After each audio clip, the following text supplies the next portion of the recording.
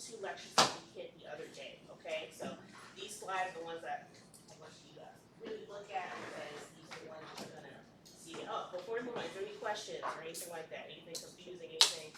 Probably not, because y'all got a test tomorrow. Y'all ain't paying attention, but it's all good. All right, so let's review lecture 3, which is hematology 1. That's the functions and characteristics of blood, complete blood counts, and differentials. All right, so remember I talked about that blood was liquid connective tissue. And what are those 3 functions that we talked about?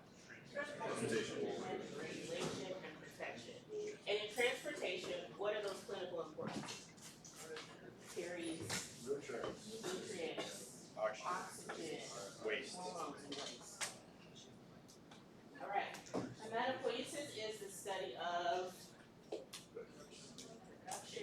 production of red blood cells. Everything, all the cells, right? Okay. Remember I told you about this little note down here, ME ratio. So our normal ME ratios are what? 1.21 to 1.21 to 5 to 1. All right. So if it's greater than 6 to 1, that's going to indicate what? CML. CML 1. Erythroid hemoplasia. Correct. All right. Some regulatory factors in hematopoiesis. You have your TPOs. Those are produced by the kidneys. It stimulates the RBC production. See in high altitudes and anemias. Remember, you're going to see a lot of anemias on your tests. And then TPO, you'll see increased TPO and thrombocytopenia. All right, and erythropoiesis is what? Red blood cell production. And EPO signals to the bone marrow to increase RBC production, including reticulocytes, which are immature red blood cells. All right, retics. An increase in retics and a decrease in hemoglobin indicates some type of anemia, right? And anemia is not really a diagnosis, it's just signaling that something else is going on with your patients, okay? So on top of that increased retic and decreased hemoglobin and hemolytic anemia, you'll also see increased bilirubin, and in sickle cell, you'll see that hemoglobin S. Do you remember that the type of cells that we see in sickle cells?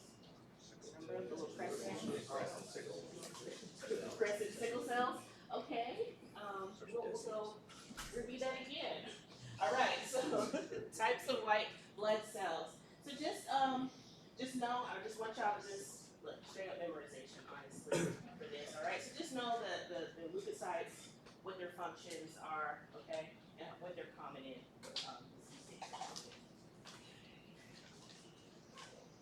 CBC stands for complete blood count. All right, and the rule of 3 is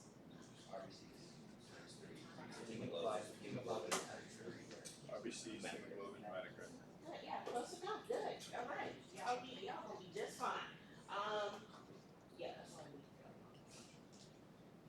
we need. Hemoglobin indicates what exactly? Oxygen carrying capacity of the blood.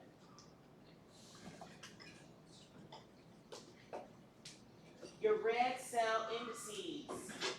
MCV measures size of the RBCs.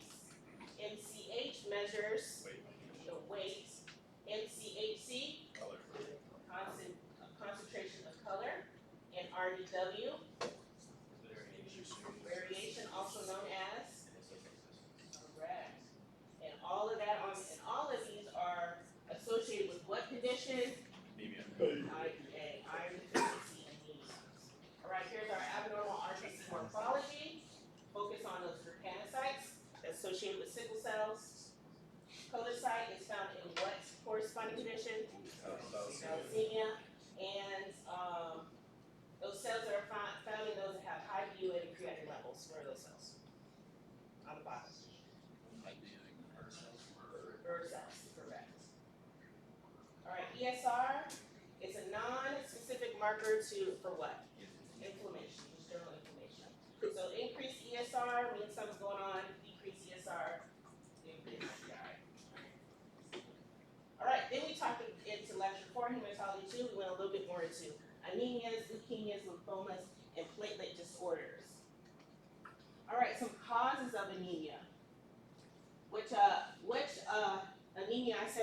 like so much?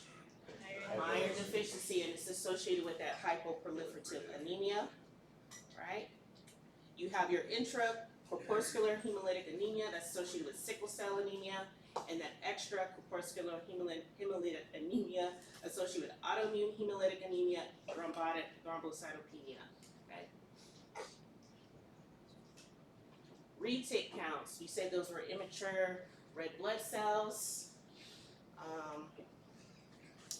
think we talked about this. Oh, yes, know the difference between that reticulocytosis and polychromasia. Remember, polychromasia is just that visual, or that what we see.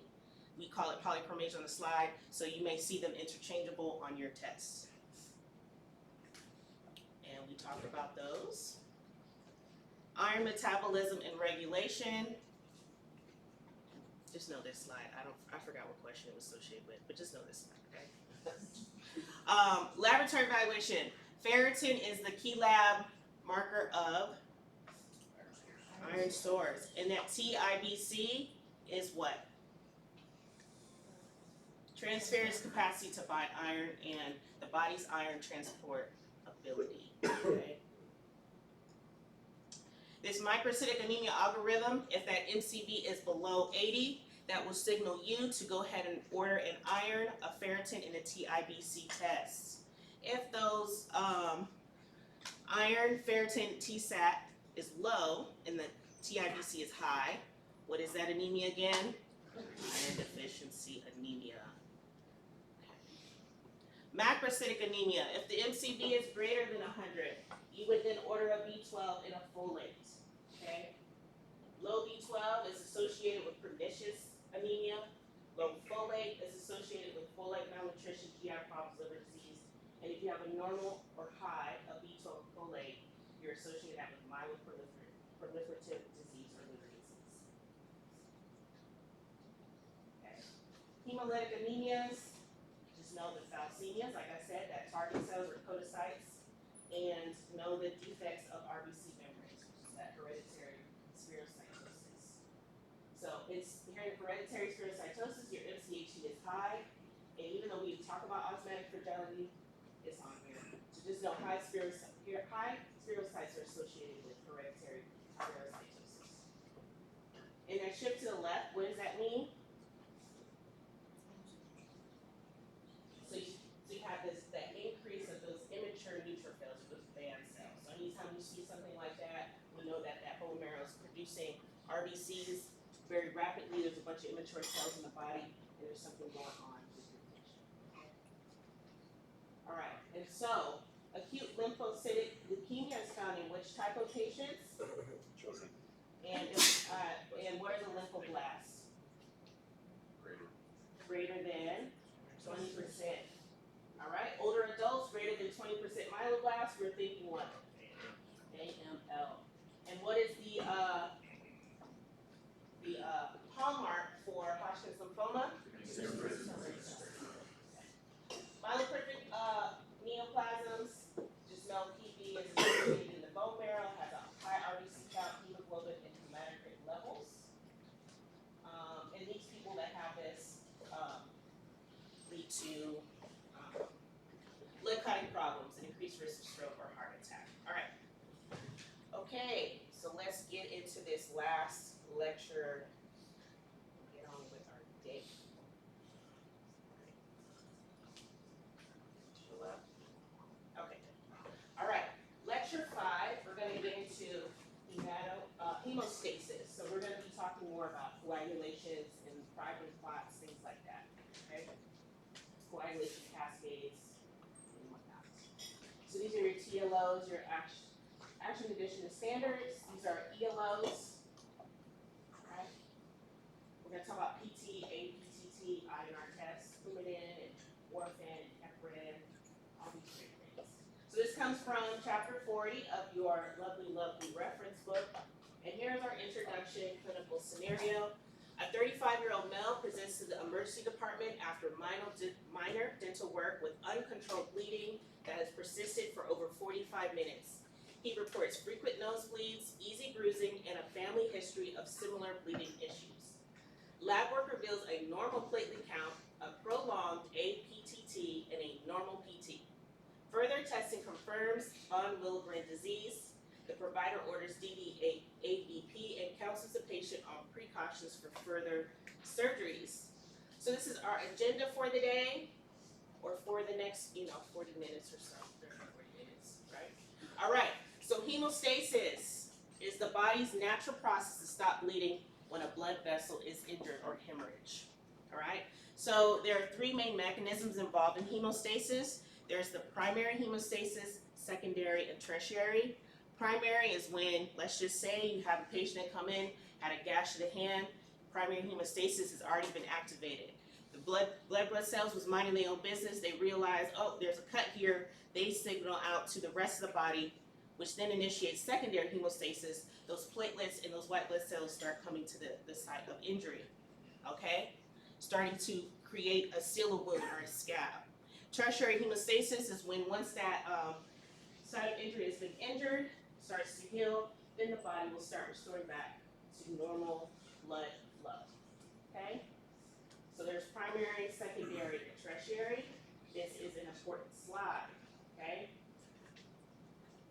Important slide. Just highlight this slide. All right, and this is just another visual representation of what I just talked about. If you need to see it with some colors, that's what it looks like, okay? And I'm not gonna go too big into the different types of cascades and all the levels and all that stuff because you have biochemistry, so I will not hit y'all up again with that. All right, so primary hemostasis is where that platelet plug formation is coming along, okay? The platelet adheres to the exposed collagen, and then the glycoprotein surface receptors attach the platelets to a non-platelet surface, okay? Pretty much a platelet plug is forming. All right, so for those that, if you have patients that are on aspirin, that can affect primary hemostasis in its natural state, right? So those that are on aspirin have an inhibition of the CLX enzyme. It can reduce the thromboxane A2 production. The big one is decreased platelet aggregation, okay? Reduced thromboxane A2 leads to less sticky platelets. The effects last in the platelet lifespan. So the lifespan may not last as long, and then there's a gradual subsiding of effects over time. All right, and this is just more of the same thing. But what's different on this slide is that they're talking about, for those that do have primary hemostasis disorders, you will see hemorrhages from mucosal surfaces, and you can see petechial or hemorrhages, okay? So you'll see that bleeding under the skin, and so this is what that looks like, petechiae and echemyosis. So these people here have some abnormalities when it comes to their primary hemostasis. So they're having some issues sealing up those ruptures in those vessels underneath the skin. All right, so since this is lab, we're going to talk about the lab tests. If you have those type of patients, what are some lab tests that you're going to order? So what hemostasis mechanisms are we evaluating with these tests? All right. Okay, so lab tests, yeah, I know, sorry y'all. Y'all my first class, so I was told, don't make any changes, baby bird. And I said, okay, I'm just gonna get what y'all gave me, so that's just, I wouldn't do that. But lab tests that assess platelet function include quantitative and functional tests. So we have platelet counts, we have peripheral blood serum evaluations, PFAs, which is your platelet function assay, bleeding times, and platelet aggregation. So these are tests that we're gonna talk about very quickly today. So there you go, there's that money slide. That's very important to you all. All right, so platelet count is a quantitative test, and it measures the concentrations of platelets in that blood sample. Your peripheral blood smear evaluation is also quantitative. Those are looked at by our hematologists specifically and our laboratorians. So very similar. So if you get that CBC and the reflexes to a differential, we're already doing that peripheral blood smear evaluation. This is just done on a different bench, if you will. This is our coagulation bench instead of the hematology bench.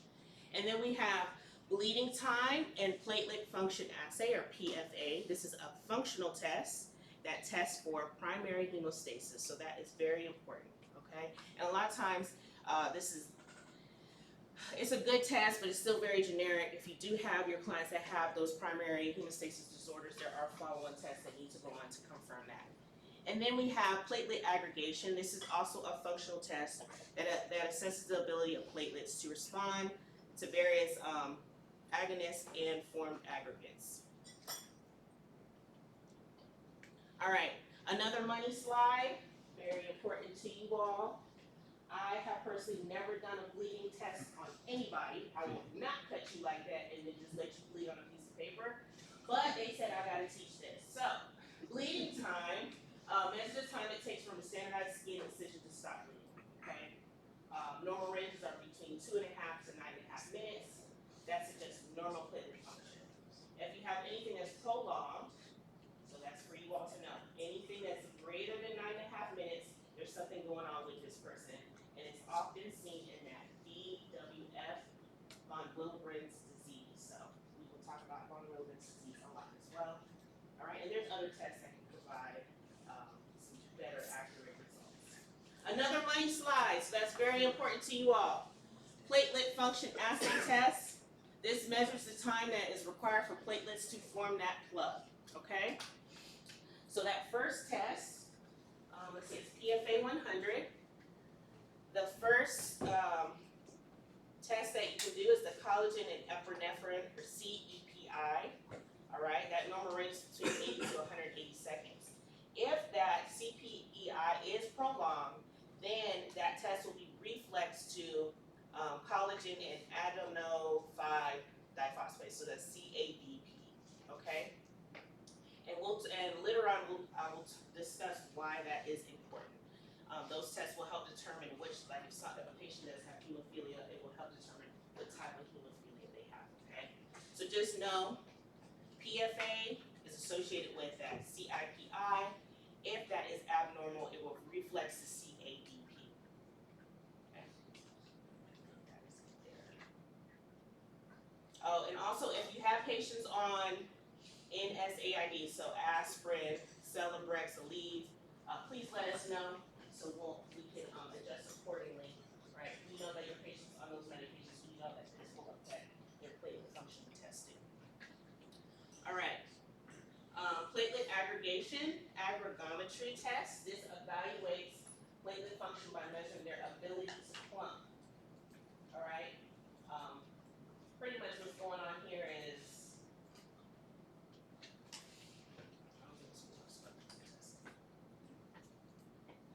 okay, so the blood is drawn, it's then centrifuged. From there, we'll take that plasma out, we'll divide that plasma, we'll add an antagonist in it to pretty much kind of make it clump. If it doesn't clump, then you know there's something going on with your patient. That's pretty much what that's saying. So platelet aggregation or aggregometry tests are usually done with those that have this Landsman's thrombocythemia. Okay, if it's abnormal, that's probably what you're looking at.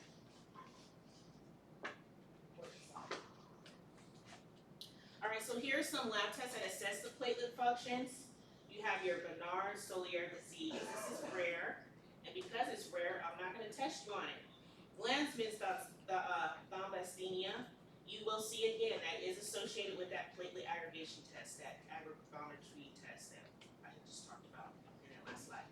And then von Willebrand's disease, important because it's common, and this is a disorder. It's defective of the Van Willebrand factor.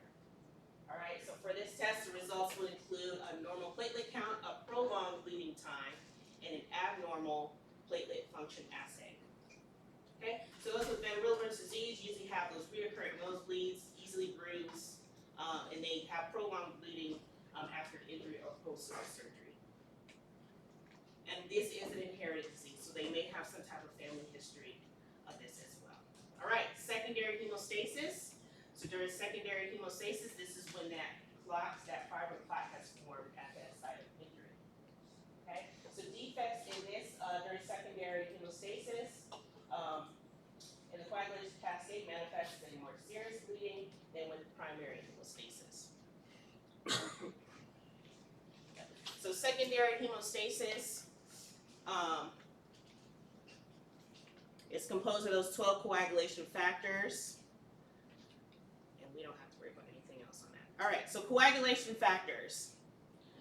There's no money slide on this. Doesn't mean it's not important. I'm just gonna talk about it quickly. Got me. All right, so factor 1 is fibrinogen. This is the thrombin that converts from fibrinogen to fibrin. This is at the bottom of the coagulation cascade. In a couple of slides, there is the coagulation cascade. You can see where each factor falls on that coagulation cascade. You have factor 2, which is prothrombin. Factor 3 is the tissue factor or tissue thromboplastin. This initiates the intrinsic pathway because you have an extrinsic and an intrinsic and then a common pathway. And then factor 4, which is calcium. I want to say, because there's a whole bunch of highlights on here, it must be important, right? So factor 5 is that libel factor or proacelerin. This deteriorates very rapidly in stored blood. You have factor 7. You will see factor 7 again, okay? This initiates the extrinsic pathway with the tissue factor. Factor 8 is bound to van-Willebrand factor and seen in those that have van-Willebrand disease. And then lastly, you have factor 9, which is that Christmas factor. This is a complex form of factor 8 that activates factor 10, and this is seen in the hemophilia B. So remember I talked about that test with the platelet aggregation test for the CEPI and CAPP. Those tests will help determine hemophilia A from hemophilia B. And I'll talk about that later on in a couple of other slides. Factor 10, this initiates the common pathway. Factor 11 contributes to the amplification of the coagulation cascade. Factor 12, this is important, this initiates the intrinsic pathway. So this is seen in that primary hemostasis. And this causes isolated elevated APTT without bleeding symptoms. Factor 13 strengthens the fibrin clot and making it more stable and resistant to breakdown. So any patients that have factor 13 deficiency, that means they have improper wound healing, their PTs and their APTTs are normal. Okay, vitamin K dependent factors, only 2, 7, 9, and 10 are associated with vitamin K dependent.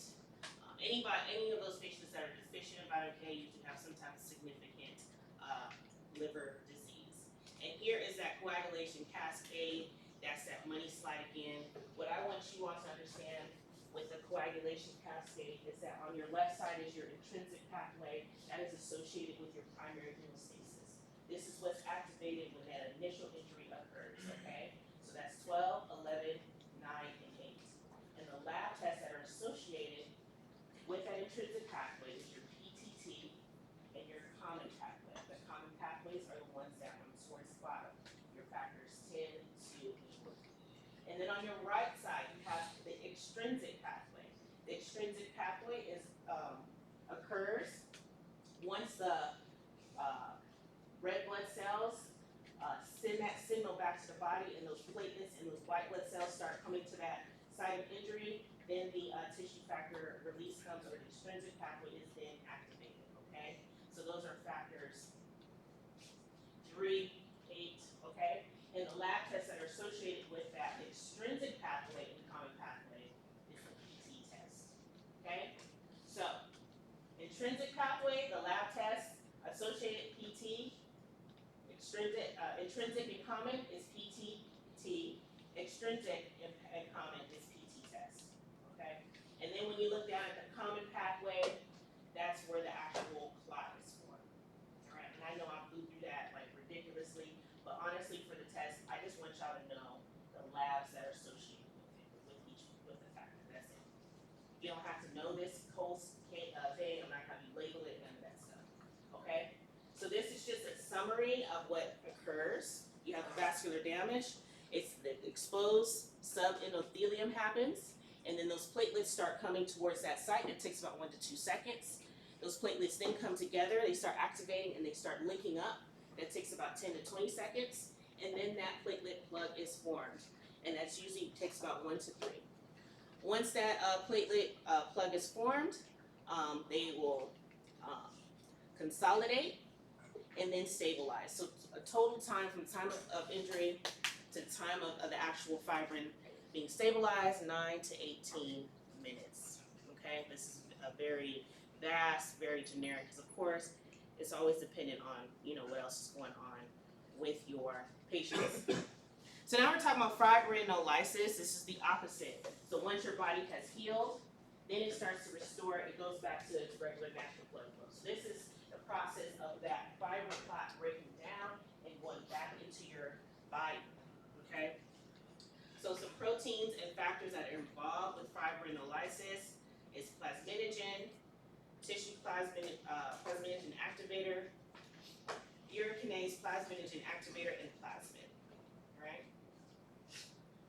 And just know that the fibrin degradation products that you see there on the bottom, there are also some natural ones that occur in your body as well, along with ones that you can give as providers to help those that may have clots going on in their bodies. Okay, fibrinolysis can be classified based on its activation system.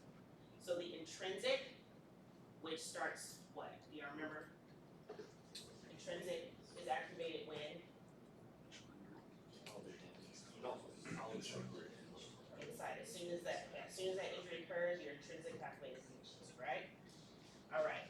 So intrinsic fibrinolysis is also known as spontaneous fibrinolysis. It occurs within the blood clot itself. So extrinsic. So on the extrinsic pathway, when was that activated? Outside, right? Like once it received the signal that there was injury, then it's triggered by substance outside of that. Okay. And then exogenous. This is fibrinolysis. These are drugs or medications that you all, as providers, provide to your patients to promote clot dissolution. Okay. FDP or fibrin degradation products. There are normal during hemostasis, and they are cleared by the liver and the reticuloendothelium system. FDPs help regulate the coagulation by limiting the excessive clot formation and promoting clot dissolution. All right, so naturally occurring anticoagulants. Y'all remember what an anticoagulant is, right? What's an anticoagulant? Okay, good enough. All right, stop spotting. So you also have natural anticoagulants in the body, and so this is a list of them. So what I want you to know here is just that heparin is an anticoagulant. It is found on those basophils and mast cells. Okay. There was really nothing else on this slide. All right, laboratory tests that assess the coagulation pathways. All right, this is called the Coagulation Lab's Fishbone. I think it's a link that's attached. And if you want to do some extra reading, it's up to you. The slides are good, but all right. So if you have a high PT result, think those that are on Coumadin or warfarin, those that have that disseminated DIC, which is that disseminated intravascular coagulation disorder or liver disease. A lot of times their PT is going to be high. Now, if you see Coumadin is highlighted, so those patients that are Coumadin, their PT is going to, their normal range is going to be a little higher than your anyone else that's healthy. Okay. Anyone that's on Coumadin or warfarin, along with PT, we do the INR test, and that is the International Normalized Ratio, and this is used to monitor warfarin and Coumadin patients. Okay. So associate Coumadin and warfarin with INR testing. All right. On the bottom, you have high PTT. Think heparin, hemophilia, DIC, liver disease, or von Willebrand's disease. All right. So high PTT, Coumadin and warfarin, along with INR. High PTT, heparin, hemophilia, and von Willebrand's disease. Yeah. All right. And these are the lab tests. It's just broken down a little bit more. Your PT tests the extrinsic and common pathways.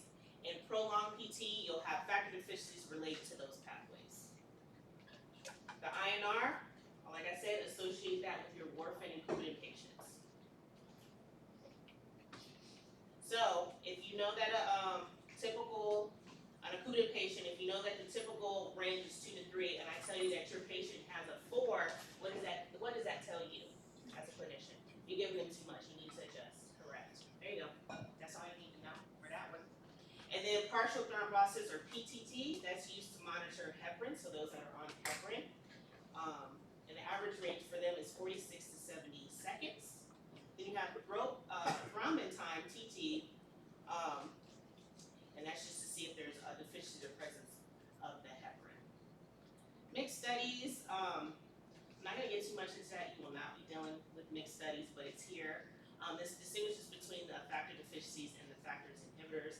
We do a lot of mixed studies on those that have lupus disorders. We'll see that a lot. Factor levels that are 50% of normal should give a normal PT or a PTT result. And mixing is just a correction. It's very similar to the PFA test where you put the patient's plasma into pooled plasma, and it should correct itself. If it doesn't correct itself, then we know there's something going on with that patient. And then factor 8 deals with hemophilia.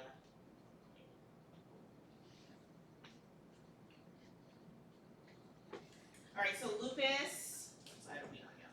Oh, we're on slide 31. We're almost through it. Lupus and LA. So the role in thrombosis. So even though it sounds it's misleading, lupus actually there's an increased risk of thrombosis in these people. They have increased risk of blood clots. The LA tends to bind to the phospholipids on the cell membrane and disrupts those coagulation factor interactions. Okay, so people with LA have increased risk of stroke, heart attack, and DVT. All right, and the APTD is prolonged and not corrected with mixing studies. So what are some laboratory tests that assesses fibrinolysis? D-dimer. So just know D-dimer for fibrinolysis, okay? This is elevated D-dimer levels suggest an active intravascular clot formation and active fibrinolysis are occurring in DVT and pulmonary embolism. This is just FYI, nice reading that I don't feel like reading, but you all can read it. All right, disorders of hemostasis. This is an important slide, so please know this, okay? So I will read this so that you do need to know this. All right, so bleeding disorders. These are disorders that cause excessive or prolonged bleeding after injury or surgery. So the most common or classic is von Willebrand's disease and DIC. That's bleeding. Then we have the opposite of thrombotic disorders. The most common is deep vein thrombosis and pulmonary embolisms, okay? Please, please, please know that. And this is just a breakdown, okay? Von Willebrand's disease, you will see normal platelet, normal PT, prolonged PTT, and prolonged VT, okay? DIC, you will see a decrease in platelets, prolonged PT, PTT, and VT. DVT and PE, do y'all know the difference between the two? Deep vein thrombosis and pulmonary embolism? Location. There you go. So you know that the DVT is in the legs and pelvis, pulmonary embolism is in the lungs, right? That's pretty much it. And we cannot diagnose that off the labs. You all have to do imaging to confirm that. All right, so that's where you would get that ultrasound and CT to actually confirm. So great job.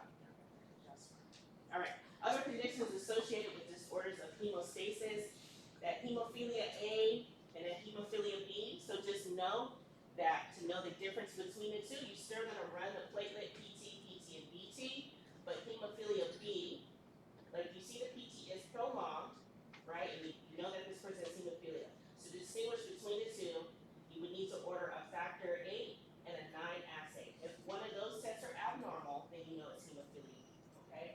So just make sure you know that. And then for von Willebrand's disease, that VT is prolonged due to impaired platelet adhesion. All right, so important slide. So I talked about already the Glanzmann drum, whatever that Glanzmann one. Know that one. Okay, you will see that again.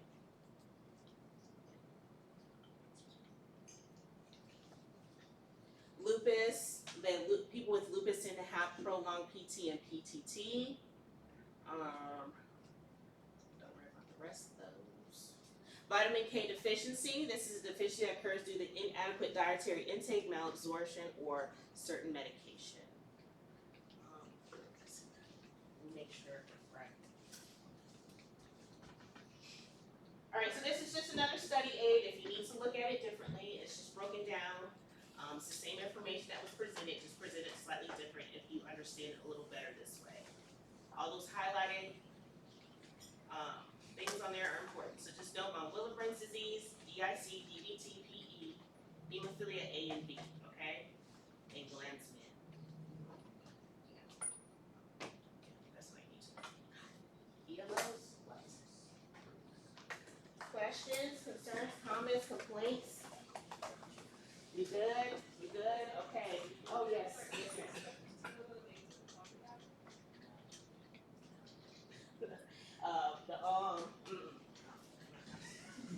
Just know that,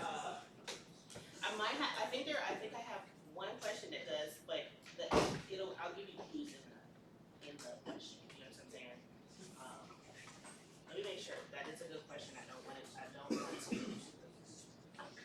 So the classic hemophilia A, which coagulation factor is associated with hemophilia A? There you go. That's your answer. Okay. All right. So I know y'all got a test, so you got to get your mind on your test tomorrow. But I will see you all next week. We'll do a conference review from 1 through 5.